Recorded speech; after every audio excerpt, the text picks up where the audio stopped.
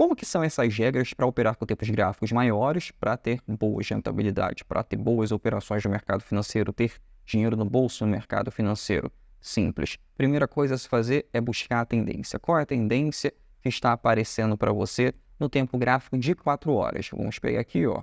Esse daqui é o preço mais recente do gráfico. Vamos analisar ela agora com você. Primeira coisa que você deve buscar sempre numa operação é a tendência. A tendência que vai ditar para você se você vai operar vendido, ou seja, você vai acompanhar a tendência para queda, ou se você vai operar comprado, vai acompanhar a tendência para alta.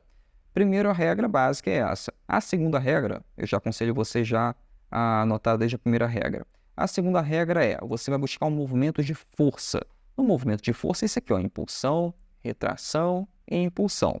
Pronto, já tem um movimento de força e esse movimento de força está sempre se repetindo. Então, vou buscar esse movimento aqui, vou aguardar esse próximo movimento para operar no mercado. Então, se esse meu último movimento aqui é esse daqui, a impulsão, retração, impulsão, fez o pullback aqui, excelente para me operar. Essa é a segunda regra básica no gráfico de 4 horas.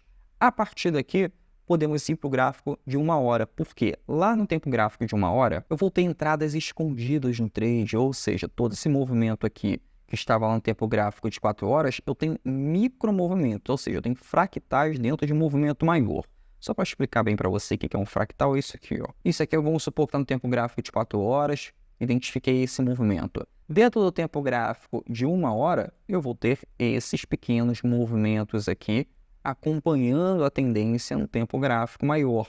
Isso daqui são fractais, ou seja, o preço tem impulsões, retrações e impulsões dentro de um movimento maior do mercado. Então, quando operamos com tempos gráficos maiores e partimos para tempos gráficos menores, nós temos entradas escondidas nos tempos gráficos menores e nos tempos gráficos maiores identificamos uma tendência no preço do ativo.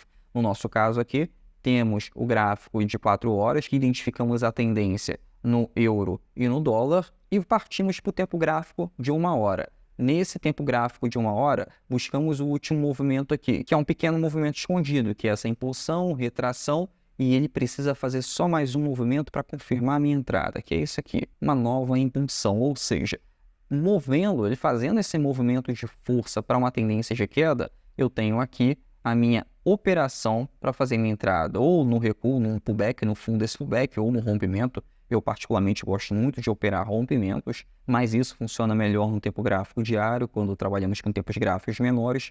O fundo do pullback geralmente é um pouco mais plausível, principalmente quando o fundo do pullback ele faz esse fundo exatamente depois de um rompimento, ou seja, o preço rompeu o que era um suporte, transforma numa resistência, que é o fundo do pullback, e depois desce novamente para uma tendência de queda. Pronto, aqui eu tenho um fundo pullback mais plausível para operar, ou seja, uma entrada mais assertiva para operar.